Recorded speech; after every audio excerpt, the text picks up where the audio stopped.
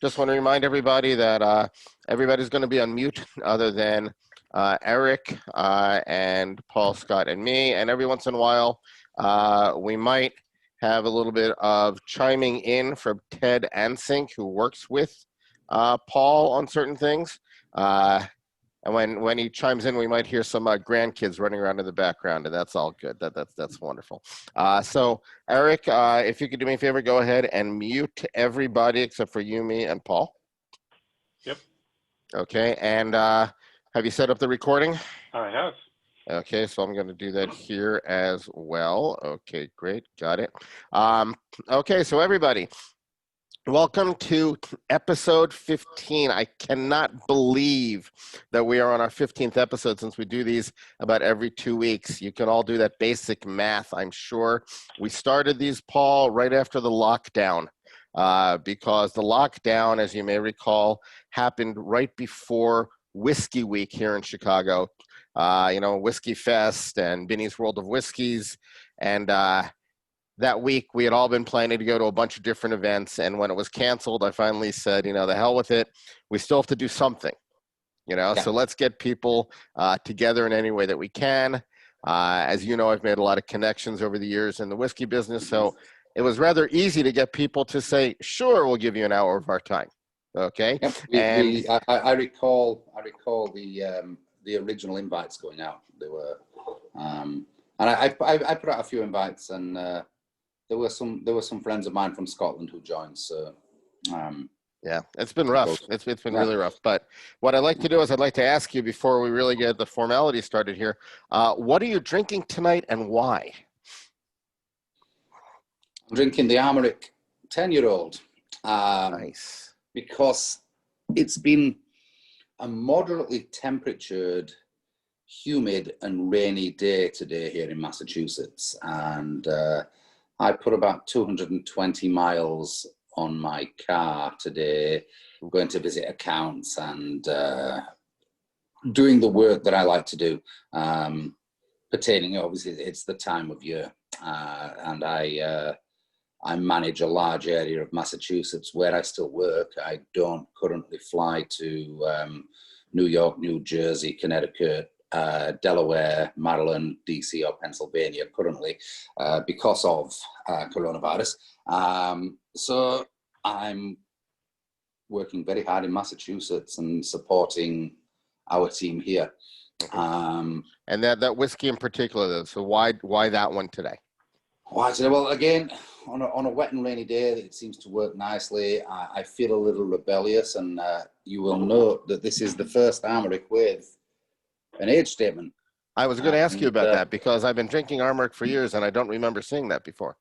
So there's actually somewhere buried in the French and EU regulations that there's some rule or regulation hidden in amongst them that you cannot actually put the age statement on the bottle. That's strange because I just saw what you showed me, and we had Bren a few weeks ago. We had Allison Parks Bren. They have their 10-year. There's been some review in the past year. In 2009, there was certainly some EU and French government review of that. This goes back to the tradition of cognac and other brandies in France. You very rarely see an age statement on a cognac. You'll see a designation like VSOP, VS, right. So, which generally means something within that local area. With French whiskey, there is no local area. I mean, there is Whiskey Breton, which has not developed itself as an AOC yet because there are 7 whiskey producers in Brittany, and all but one agree on the regulations, and the one who doesn't agree on the regulations is throwing a big spanner in the works. So there are close to 80 distillers in France right now of whiskey, which is interesting. And Armorik is the oldest one, right? Armorik is the very first and the oldest. Okay. So 80, that's actually more than double the number of whiskey distilleries in Ireland, oddly enough. Right. So right, but Irish gets much more attention for obvious reasons. So, it's been around for so many more years. And the other reason then now, of course, the big reason for Armorik 10 is, apart from the rebellious streak that I have, I like to drink something illegal occasionally. Don't we all? It's the Oloroso cask finish. So it's 10 years in bourbon and finished in Oloroso for 14 months. So it's a long finish. Is that available? So that's available now in the States. Is it here in Illinois yet? That should be in Illinois. Most of our product that we bring in we actually poured this in last October. Mm-hmm. You and I. Right. The one I think that what I'm drinking tonight actually is your Pinot de Charente. Pinot de Charente cask. So I know I was going to screw that up. Okay, so Pinot de Charente. So before you talk about it, imagine saying Sharon in a French accent. Sharon. Okay, Sharon. Okay, Sharon. Sharon. Okay, Sharon. Sharon. I can do that. Okay. So I've got to tell you something. This is just freaking delicious. Okay, it is wonderful stuff. There's still a few bottles around in Chicago. I see them every once in a while, and they're really delicious. And can you tell me what exactly Pinot de Charente is, and why is it that it is good for aging whiskey? So, Pinot de Charente is a cognac-based product. This goes back to the late 1500s, 1570s, 1580s. There was a happy peasant farmer who was wandering around his farm, and he saw his lord ride over the hill on a horse, and he got nervous, and he had a big bucket of grape must, that's partially fermented or unfermented grape juice. And he ran into his cellar and he dumped it into a barrel as quickly as he could and threw the bung in the barrel and disappeared out and groveled appropriately before his lord. And his lord left, and he forgot about the barrel in his panic. And he went back to the barrel some 15 months later and put his nose over the barrel and said, I can't remember what this is. Then he remembered when he put his nose over the top, he could smell the fresh grapefruit, the grapey, fruity character. So he poured himself a little, and there we go, Normandie Mercier Pinot de Charente from Lynn.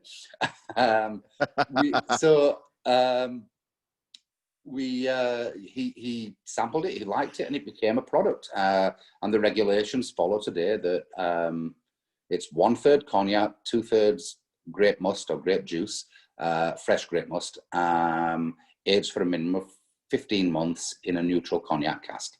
Okay. That's what Pinot de Charente is. And that's one of the products that Heavenly Spirits does bottle and produce, right? I think I remember. Well, we don't bottle and produce. We import. So we have okay.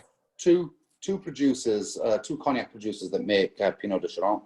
We have Normandie Mercier from La Rochelle. And we have Jean Filloux from Grand Champagne, Juliac Lecoq. Jean Filloux being the producer of the world's best cognac. So then that's how it makes sense. So that gives you the opportunity to get casks from your other partner companies to use for the whiskey. We've introduced a lot of our suppliers to each other. Our suppliers are all small family-owned businesses. We're a small family-owned business, Heavenly Spirits, and the family element is important to us. All our suppliers are essentially family. When we visit France, we don't hang out in corporate environments. We go and visit our suppliers at home. Interestingly enough, David from Armorik, his daughters had me running around their back garden. They told me that their mother wanted a chicken for dinner. And apparently it's a thing in French comedy to have a heavy guy run around chasing a chicken around the garden. Of course, David came out and asked me what I was doing. Well, I'm getting dinner. Didn't your wife want a chicken? No. So this is, so so you fell for it. You fell for it. Yeah. Oh yeah, of course I did. It's, so that's, we are a family company. We appreciate our families, our own families, each other's families, and the families of our suppliers. We know each other's friends, and we engage as friends. And it's a very, very different way of doing business to some of the larger corporations that. Oh yeah, of course. I mean, and actually, Yeah. I have to tell you that in most of our calls and most of our interviews, Yeah. I have been trying to get smaller local people. I mean, of course, we also do have the Glenmorangies and the Ardbegs as well. But here in Illinois, we've had this great explosion of really good small distilleries that have been growing. So I've been trying to get them in too. Right, and you're familiar. So let's talk whiskey here. So single malt. Okay, single malt. You recently posted an article on Facebook about French whiskey from a year ago. It talked about the concept of terroir. Okay.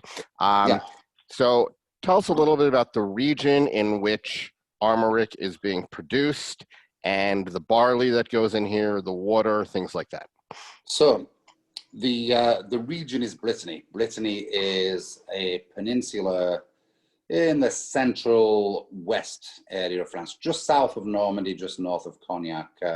Mount Saint-Michel is on the southern, it's this way, the southern part of Brittany. If you imagine my thumb is Brittany, Armorik is distilled here on the thumb in a little area known as the Brodregor, the Pays de Trégor. But Brodregor is the Celtic name because Brittany is a Celtic region. It's actually where the Scottish and the Irish were before they got to Scotland and Ireland. So Brodregor is the Breton name. Pays de Trégor is the French name. Brittany is a Celtic country. The Romans famously fought a huge war to defeat Vercingetorix, who was the Celtic leader of Brittany and most of France at that time. The Celts originated in Egypt, and they were chased out by Pharaoh and went north. And apparently it was a common thing that people left. So there was some other friends. Okay, I'm gonna have to look that one. I'm gonna have to look up myself. And I have some history buffs on our call here, but I've got to tell you, I want to bring us back to whiskey. So we'll go back to whiskey. If possible. Let's get back to whiskey. Tell us about the region and the barley and the water. It's okay. So the region, it's a very humid, slightly warmer than Scotland or Ireland, but reminiscent to the weather in Kerry. It looks like coastal Maine. The weather, like I say, it's very wet, very rainy, but much warmer than Scotland. The water source for Armorik is actually really important. Anyone who's sampled Armorik will notice there's a very mineral character. This comes from the water. The water bubbles up through a granitic soil. So going back in geologic terms, the granite of two plates crushed together in that area some millions of years ago and created a gravelly, granite-laden soil, which delivers a lot of minerality to the water. You will find it in every Armorik product, particularly those finished in a sherry cask, particularly even more so those finished in an Oloroso cask, like the 10-year-old and the sherry cask finish, which is part of the core range. The barley is all French barley. Everything mostly comes from Lorraine, which is the breadbasket or the grain basket of France. There is some barley that's sourced in Cognac from a farm owned by a wonderful old farming family called the Foubert family. The Foubert family is the family of the owner of Heavenly Spirits. We supply our supplier with some organic barley.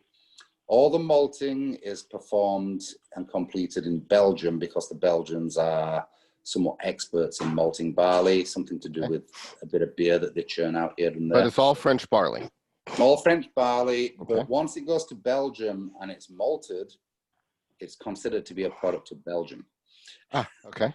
Because of European regulations. Sure. So then it all comes back to the distillery at Waddingham. So the distillery at Waddingham was originally built over 100 years ago, well over 100 years ago. It was a brewery and a distillery. They made local spirits of apple and honey and beer. And they also made another product called Chouchon, which is essentially a mead from Brittany. They and some herbal liqueurs, much like Chartreuse. They converted almost exclusively to the distillation of whiskey shortly after 1989 when they created the brand Armorik. And now they still do an apple liqueur or an apple brandy. Okay, so Everything now is Armorik. They don't make beer anymore. They're no longer a brewery. The only beer they make is to make the whiskey. and how many countries is Armorik available in at this time? At this time, pretty much every country that's allowed to sell alcohol. Okay, So all right. they And are, is America a significant market for you? America is actually quite a small market for Okay. Armorik. It was growing. Growth in 2019 was the biggest growth the brand had seen. It was growing well at the early of 2020, and then Well, obviously we had, yes. It shrunk quickly with COVID. You know what's enough, interesting is that I was telling this to Allison Park 2 weeks ago that I always like to make sure that I have a bottle of whatever, of whomever it is that we're interviewing. I want to make sure I'm drinking a bottle of theirs. Yeah. Okay. And what always gets me about the international whiskeys, and when I say international, I mean non-Irish, non-Scotch, Yeah. okay, non-American. Yeah, from Right. And so what's funny is that depending on the store, they're sometimes tough to find, okay? Because, how are they going to be labeled? The French whiskeys are not in and of themselves a large enough category. And, so you're always finding like the Indian and the French, and now you have the Israeli whiskeys, you have the Welsh whiskeys, you have a whole bunch of others. And Japanese are starting to get a little bit bigger on the shelves, but they've gotten too expensive. So I'm imagining that you as a retailer, okay, that shelf space is an issue for you sometimes. So finding shelf space it can be difficult. Usually, there are a couple of very forward-thinking retailers that have dedicated world whiskey sections. They tend to be bigger and more specialized stores. They have from Australian, New Zealand, South African, Indian. I know there is a Pakistani whiskey, but it's not in the US, the Murti. But they have whiskies from everywhere. Right, Starward from Australia, there are a whole bunch of them. Welsh whiskey, right. So they're designating as world whiskey. There's some of the smaller stores just throw it in with a Scotch, and so it's difficult to find. Right. Hopefully one day. We know that we've got 3 or 4 solid French whiskey brands that are on the US market. The biggest one being Bastille as far as volume sales in the US. Bastille, let's stop for a second because I think that you mentioned to me a few weeks ago when we spoke that Heavenly Spirits is just signed an agreement with Bastille to distribute them as well, correct? That's correct. And as of yet, I have very little information. That's right. I don't know. I know some very loose information that I've picked up from Christine, who did all the business dealings on her most recent 2 weeks of quarantine and 2 weeks of business in France. Right, I've seen Christine on Facebook. So let's get back to the discussion of your region, okay, where you're in, okay, where the distillery is. What region of Scotland would you say it's the most similar to? Okay, when it comes to whiskey. This is similar, very similar actually, though warmer. It's very similar to the Coastal Highlands. Or like old Pulteney, right? Pulteney, possibly? Maybe, Pulteney, Oban, and even perhaps Arran, the Isle of Arran, because it's being a peninsula, it picks up, without the peaty character that's known in some of the islands, it picks up a lot of the oceanic character, maritime character, which is nowadays is considered to be when they used to talk about the 7 whiskey regions and the 5 Scotch regions, now it's maritime or it's non-maritime. That seems to be the latest trend. So we're looking at something in a very coastal highland, and I'm talking on the Atlantic side, rather than on the west coast, rather than the east coast of Scotland. It's like Talisker is on the island of Skye. That's more on the Atlantic side over there, which is on the Atlantic side. Right. So we're staying on the Atlantic side. There are a couple of distilleries and aging cellars on the North Sea, the Epifisk side. but on the Aberdeen side, but they're few and far between. Most are the coastal Highland whiskies are on the Atlantic coast. All right. So with respect to, so let's talk about how Armorik is aged. Okay, so obviously, you're doing different things. Sometimes it's that Pinot de Charente. Sometimes you mentioned that you do Oloroso sherry. Is all of it, does it all start in the bourbon casks, or are some of them aged from the beginning in the sherry casks? How is that working with the different expressions? Most start in bourbon casks. Okay. For preference, David likes to, or David and the cellar master like to use. They prefer, for preferences, Buffalo Trace and Jack Daniels, not because they're particularly a better whiskey. It's that those casks, the geographical location of where the casks have been, actually bring something to the single malt that David likes. And it's actually common in Scotland, especially on the coastal highlands, that those are also the preferred brands. And there are a lot of them. There are many of those casks. Yes. Most do see bourbon casks. The double maceration starts in a brand new French oak cask. The French oak cask is crafted from oak harvested in the forest of Armorik. The forest of Armorik is almost in the center of the peninsula of Brittany. The culture of Brittany is known as the Armorican culture. So this is central to their culture. It's a very tight-grained oak. Most of the trees' trunks less than 12 inches. Oh, okay. So they're very small, narrow, hard, compact oak because of the weather. Very similar to the kind of, very similar to American oak, the kind of oak that you probably find on the coast of Maine. They say, and possibly even out in my back garden. It's very much like an American oak, and it delivers like an American oak. So the double maceration starts with 5 years in brand new French oak. Okay, and that's when you might start introducing to it other types of casks? Then, so that's just the double maceration. Then they give it 2 years in sherry butts. So it's, that's the double maturation. That's the 2018 number 6 on Advocates Top 20. And that's one of my favorite Armoriks personally, because I like oaky Armorik. I like oaky whiskies, and there's a lot of deep, long oak in that single malt, but it's still, it doesn't feel the age of the oak, which sometimes older scotches, older single malts don't work for me anymore. I'd prefer an older Armagnac. So, actually, no, I'm glad that you mentioned Armagnac there, because for somebody, one thing that we've learned by speaking with many of you is that many of the distributors rep not just whiskey, they rep other things as well. Yeah. And, so you have access to everything. And, one question I had for you is that, during the lockdown right now, what are you seeing people drinking more? Because you actually see wine sales, you also see cognac sales, you see Armagnac sales, you see whiskey sales. What's happening right now in the market now that we're under the lockdown? For my portfolio, our organic products have gone crazy. Really? Interesting.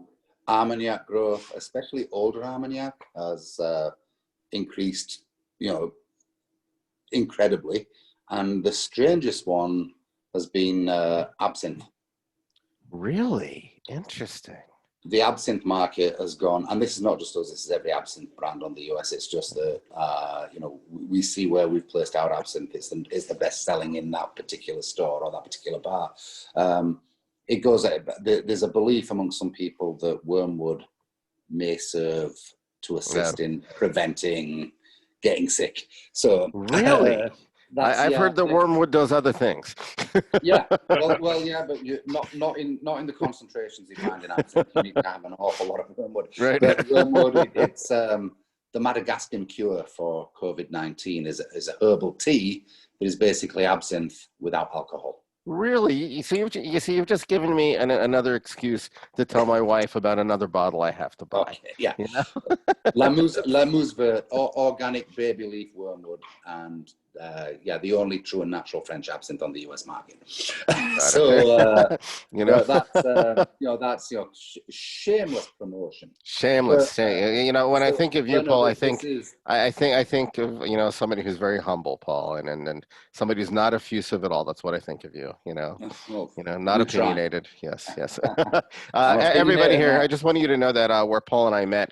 Many of you know that last year, almost exactly a year ago, I had my first real gig in the whiskey industry when I worked at Whiskey Live in the in the exclusive tasting room, and that's where I met Paul. And so, Paul, for tonight, I also have my Whiskey Live glass, and that's why I have the Whiskey Live glass and your Armorik. And Paul and I met there, and I got to tell you, of all the people whom I met in the room that night who were leading it, I was laughing the most during your talk because you were having a great time. And I can only imagine that the lockdown is very difficult for people like you because your job is getting in front of people and educating and entertaining at the same time.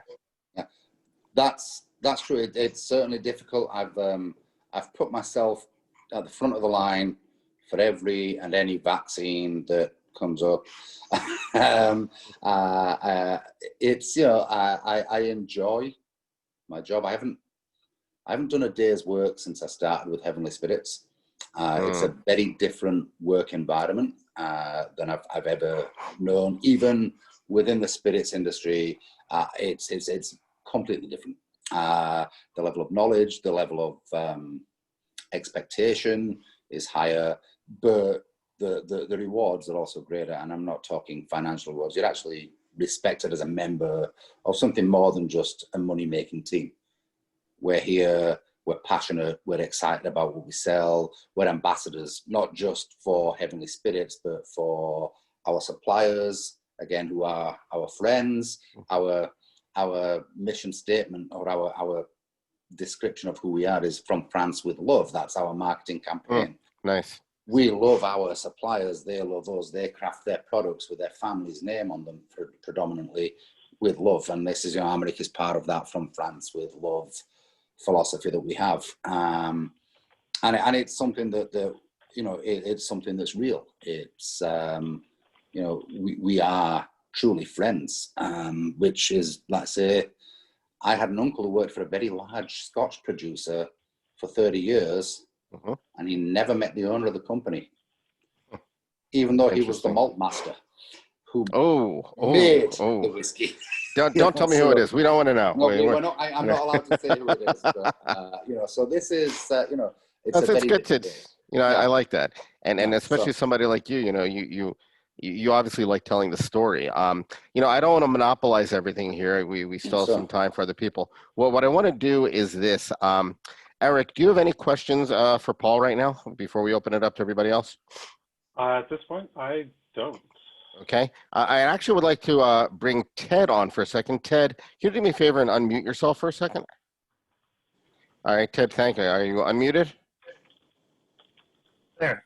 Okay, great, wonderful. Ted, can you just, is there anything you'd like to add to what Paul said about, Armorik and, the production or what makes it unique? Anything you'd like to just enlighten us about it? The idea that they have such varied tastes and all that. You get to the one that gets me is the classic one, the big one. If any of you remember Bazooka Bubblegum, knows it.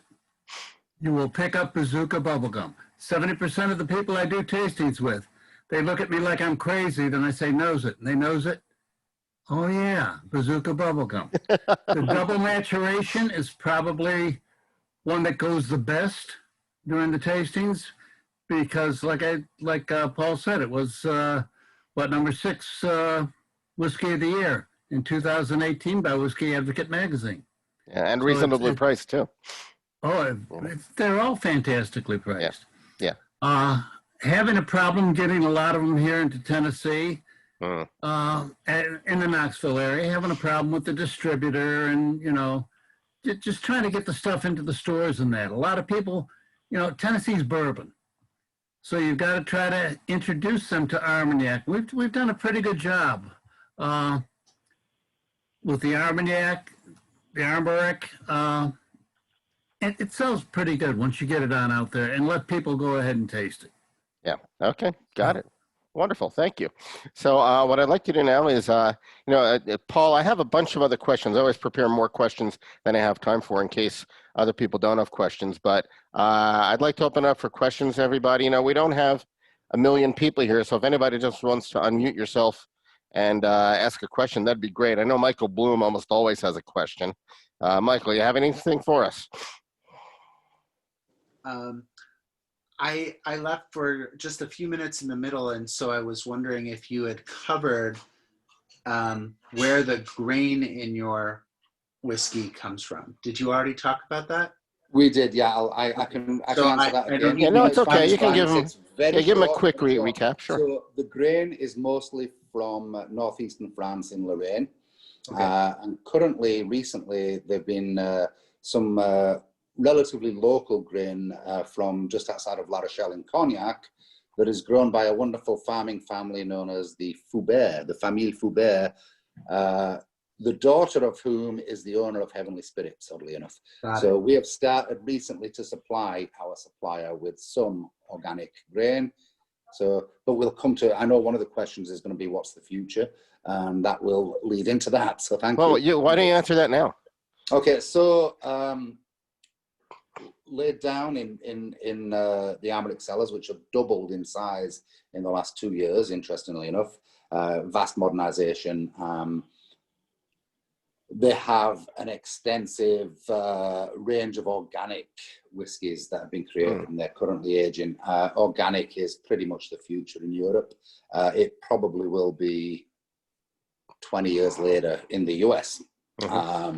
Organic is the new way. They take their organic, their stewardship of the land very seriously. That's after 31 years of creating whiskey. Most of the agricultural product in France is already organic. Just or within 3 years of organic certification by not doing certain things for 3 years, because their method of farming is they've always taken stewardship of the land very seriously. 15%, 15% of the French economy is agriculture. Interesting. Okay. That's a huge. Yeah, that's huge. That's a very large percentage. So, Michael, did you have a follow-up question to the question about the barley? Well, it was really, when we've heard about the kind of stills used in France for Bren and others, it seems like there's so much happening with the wood that it goes in and with the stills. I was wondering how much weight you give to how much the barley you're using actually contributes to the flavor. And again, apologies if you covered that before. We didn't.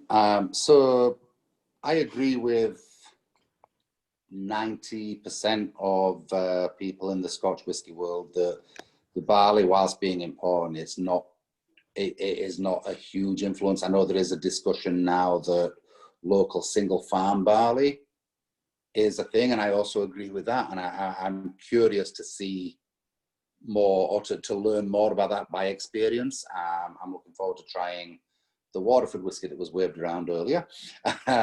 So single farm, I'm absolutely open to it, but currently I'll tend to agree with my friends in the industry who believe that the most important element with creating a single malt whiskey is time in the barrel. I mean, obviously water is extremely important. The barley itself is important, but primarily 75% of what makes a single malt whiskey is time in the barrel. And that does not mean the length of time. It's just that it spends time in the barrel. And then there is the terroir influence, in my opinion, and a couple of other people's, maritime, non-maritime, what's going on outside the barrel. And this is something I've known, or I believe for years, having, the barrel is breathing constantly, everything going on beyond, everything, blowing through there. You know that when you try a Scapa, you taste honey. Right. When you go to Scapa and you walk around the back of the dunnage sheds, and you look down the hill and you see those 20 beehives. And the wind blows over those beehives towards the dunnage, and Nice. it picks up the scent, and it's almost the wax, the bee's wax, rather than the honey. So it's that's these are little things that as a child I you know, traveling in Scotland with family, you saw it, and the terroir is aging terroir. It's not necessarily farming, but I'm absolutely open to it. I just don't have enough experience to make an absolute judgment. But obviously, we know that water, particularly when you try Armorik, you can taste the minerality. Any Armorik that's finished in an Oloroso cask, you will taste granite.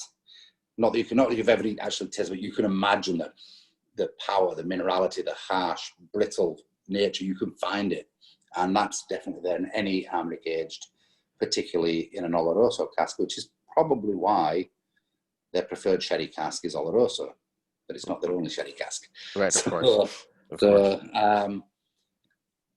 Yeah, good answer. Thank Good you. answer. That's a really enlightening answer. Thanks. But by the way, there's Michael has an ulterior motive here. Just you should know this, that one thing. Yeah, I know. I like giving you shit, Michael, but you do deserve the shout out. So Paul, one thing you don't know is that this last weekend, Eric and Michael and I were judges at Whiskey and Barrel's Consumer Choice Awards. We spent a whole day tasting whiskeys, and Michael got a shout out from Dave Sweet, who owns Whiskey and Barrel. You know Dave, of course. Yes. And because Michael has recently done a 50-state blend himself. All Nice. 50 states in the United States. And actually, Michael, can you just take a second here and just announce to everybody what was announced at Whiskey and Barrel? So thank you, Gil. What was announced is that Whiskey and Barrel and I are going to partner in order to bring 50-state blend as a concept to market by having me work with Dave Sweet and the whiskeys he has access to and the ones that we'll work to get more access to. Do blends, not 50 to start, but smaller ones. And while a U.S. Focus is my natural starting point, we'll also be playing with whiskeys from other international countries as well. So it'll be a partnership that we hope will be fruitful. I'm certainly looking forward to it. And yeah, adding, because everything else that Barrel and Bottle has done, as we learned from them, has been single cask, unfiltered, barrel to bottle. So blending is a very different thing for them to offer, and so that's where I'll come in. So it's and you know what's great about this too, and Paul, you'll also appreciate this, and Ted as well. When we started doing these talks, these interviews, we had no idea where it would lead. I just started it for fun, okay? I started it for fun. We were bored. We weren't interacting with each other. Everybody you see on here has been to many whiskey tastings. You know, we've all been to whiskey tastings together for many years. And, you know, with the lockdown, we all miss each other. I would never have imagined that it would have resulted in one of my friends ending up making a connection to bring something to market, okay? I never would have guessed that. Well, congratulations, Michael. Mazel tov. It's Thank you. Fantastic. So, no, I mean, I'm excited to see this hit in the market. Yeah, that's a blast. I even helped him get the Hawaii connection, because I'm one of Michael's only friends who knows somebody in Hawaii. One of my friends from college moved to Hawaii. Who the hell knew? You know. And Hawaii is not an easy market. We found that out. All right. So, what other questions do people have? So I have a question. So I noticed you have a peated expression. How does that fit in with the other ones? And I guess the second question is, where are you sourcing the peated, either the peat or the peated barley from? Right. So currently, the peated version that's on the US market is the Armorik Triagoz. The peat and the peated malt is malted in Belgium, and the peat is cut in Belgium. However, the Johan Elers Jobbik, which is coming hopefully in 2021 if they don't sell out. That's Scottish peat. That will be using Scottish peat, 50 parts per million of the peat phenols in there. Okay, but that was so it's Belgian peat. Currently, it's Belgian peat in the Triagos, Okay. which is currently on the US market. But they've just released in France the Juan Elez Jobbik, which is another area in the Midlands of the Brittany area, or a marshy, boggy area. But their peat is actually from Scotland. In that, But it will be an that will be an Armorik bottle, an Armorik brand bottle. It's an Armorik brand bottle. I'm sure you've seen the decorative. It almost looks almost looks Asian. Okay. The design of the bottle, and there seems to be a thing in France right now. Very, very loud, gold and purple. Oh yeah, I think I have seen it. Yeah. So that's Scottish peat, I believe. I haven't tried it yet. It did. Do you know Philippe Jouc? I've seen his name on Facebook. He's friends of friends, definitely. Yeah. So Philippe is. He did the release, the whiskey, the first tasting when it was first released. He's the first man who ever gets Armorik. Sold out within 10 minutes of the tasting beginning. Wow. So in his store. So we're a little concerned that we might not see it, but it won't come to the US till 2021. And like I say, we're a little concerned that we might not see it. So if nothing else, we'll beg a couple of bottles. I don't know, but it's just, and this is again with COVID. France is very much in the same situation as America. People have been locked down. People have been drinking a little more, but they've actually seen. Traditionally, France wasn't a big market for French whiskey. The big market for French whiskey was Germany. Interesting. Germany is a big market for French whiskey, for Calvados. Not so much for cognac anymore, but it's just But they've always liked certain French products. But the French, who were traditionally big consumers of Scotch whiskey, has had the largest consumers of Scotch whiskey per capita on earth. There's nobody drinks more Scotch than the French per capita.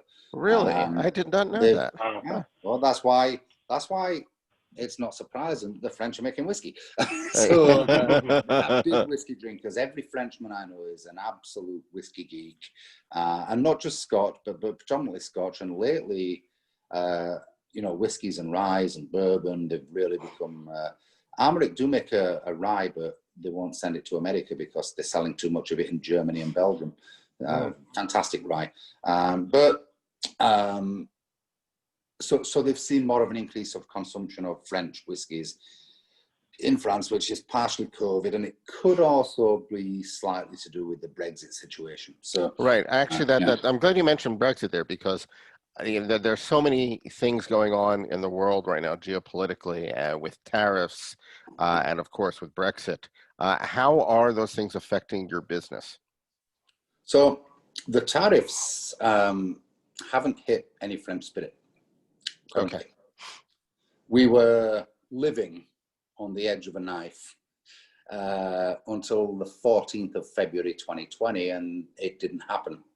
So we breathed a huge sigh of relief, booked all kinds of trips and business and events. And then a month later, COVID came and blindsided us, sucker punched us and knocked us out of, But so no, a lot of, it's interesting that, so we got hit. I mean, we got hit hard. I went to New York. The first thing I noticed was I landed in New York on a Tuesday morning, and I thought that the New Yorkers were all crazy because they were tapping elbows and sanitizing their hands. And this was on the 9th or 10th of March. And by the 13th of March, when I got back, it was the same everywhere. I just thought, and it just, I remember going dine out, get a show. I went and dined out in the theatre district, but I came back and it just stopped. I stayed home for a month.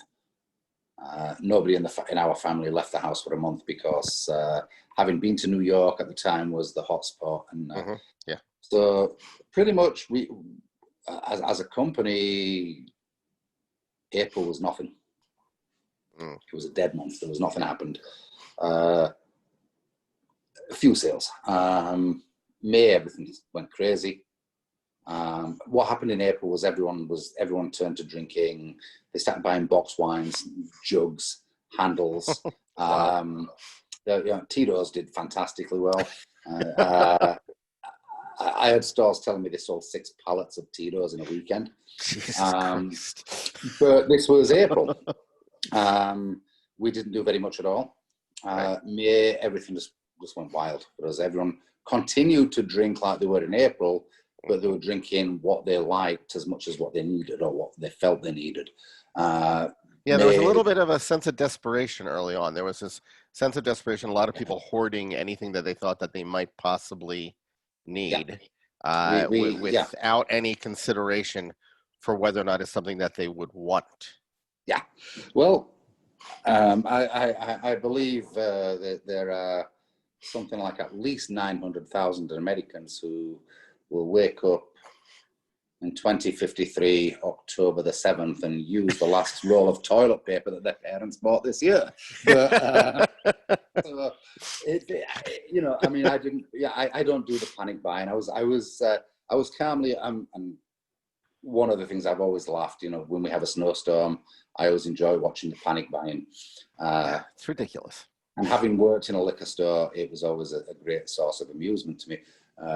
The day before Thanksgiving is the biggest wine sales day of the year because people are going to spend a day at home with a family and they need to load up on that much alcohol. Right. It's right. I'm a little bit of a cynic in that, but the sales volume, by the time July came along, we'd advanced beyond the same period of last year. Okay, so the companies are doing okay. We're doing well. Our suppliers are doing well. Most of our distributors around the country are doing well.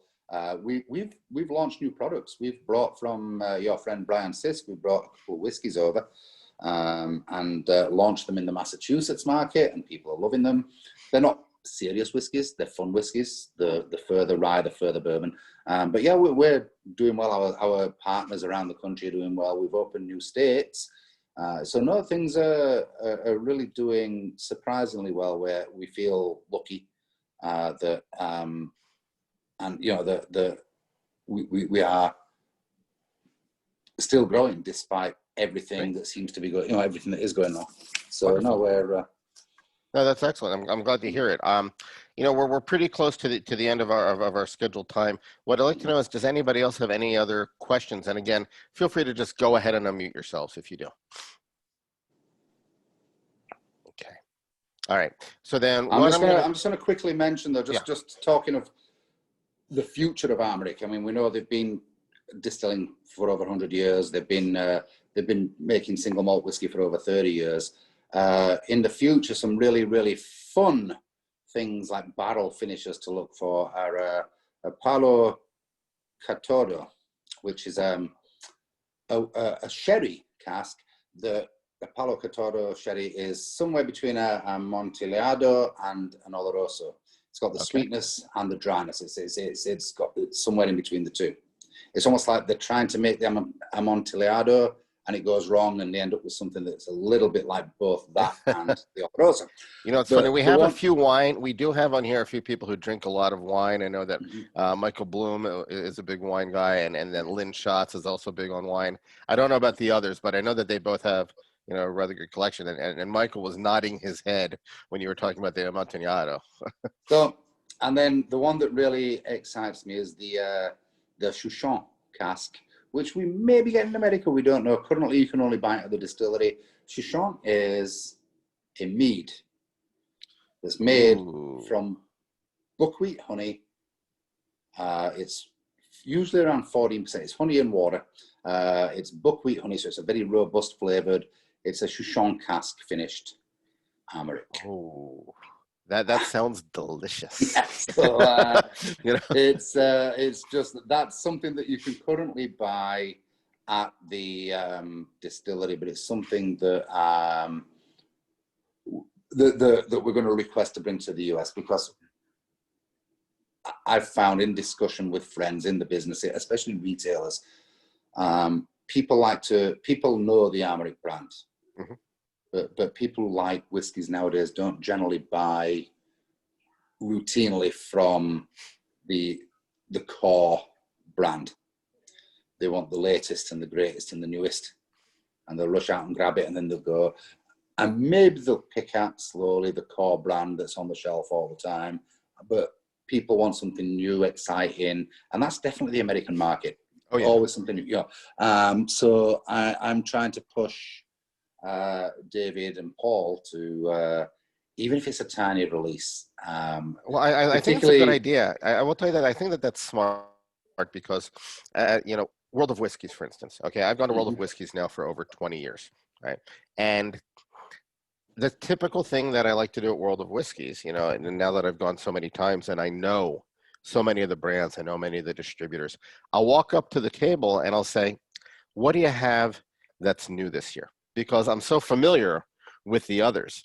And it's not that I don't like the others, it's not that, it's just, I'm there to learn.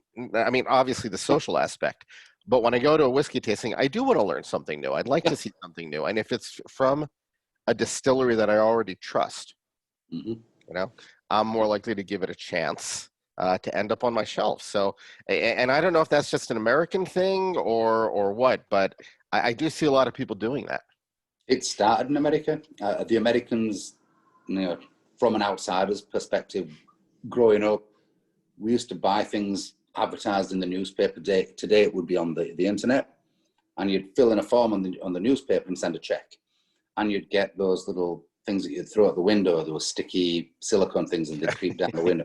It's the latest fad in America, and we'd get them beginning of every summer, and it was some little latest fad in America. So the Americans were fads. They like their fads, their little fashionable latest toy. This is from being a child, we were aware of this. What's the latest thing in America?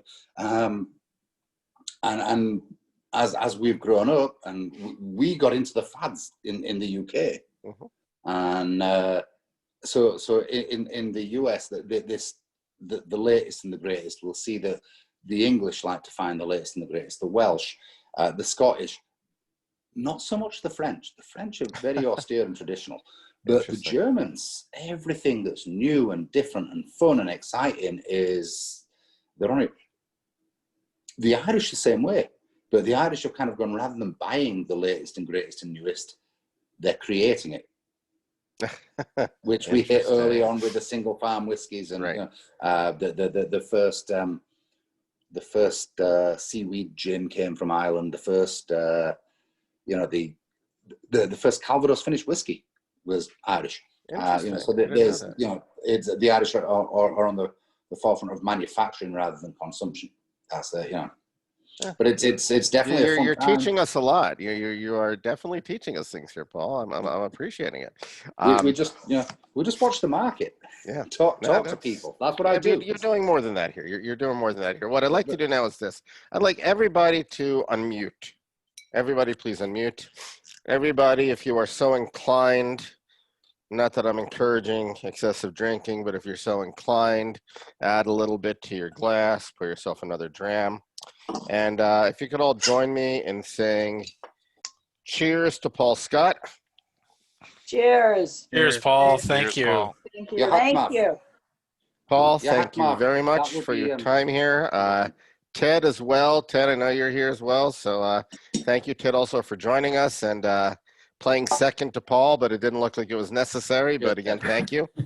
Appreciate it. Before we go, we'll just say again, Yahatmav is the Breton Celtic word for cheers. Repeat that, please. Yahatmav. Yahatmav. It's the Breton word for saying cheers. In the old breeze of Breton language. Yahatmav. Okay. I'll send it to you. Please do, because they're just going to keep screwing that one up. It's a very, very strange language that's more complex than Welsh. Wow. Wow. And I've heard Welsh. That's all you got to hear. Yeah. That's a crazy language to speak. So again, Paul, thank you very much. What we're going to do now is in about half a minute here, we're going to stop the recording. But again, I just want to remind everybody, thank you very much for joining us tonight. In 2 weeks, we actually have somebody from the current executive director of the American Craft Spirits Association. Okay, so this is somebody who's not, tied to any one distillery, any one distributor. This is somebody who knows the business, okay, and represents the industry. So that should be a rather interesting talk with a very different perspective from what we usually get. So I'm looking forward to that. Check your email and check Facebook for that. But again, Paul, thank you very much. If you are so inclined, please feel free to stay with us. We're going to usually have a little bit of an after party, but do not feel like you're obligated to do so. And again, everybody, thank you very much and good night. Thank you very much. Cheers. Thank you, Paul. Thank you very much. Cheers. Yeah. It's a pleasure and thank you all. Thank you.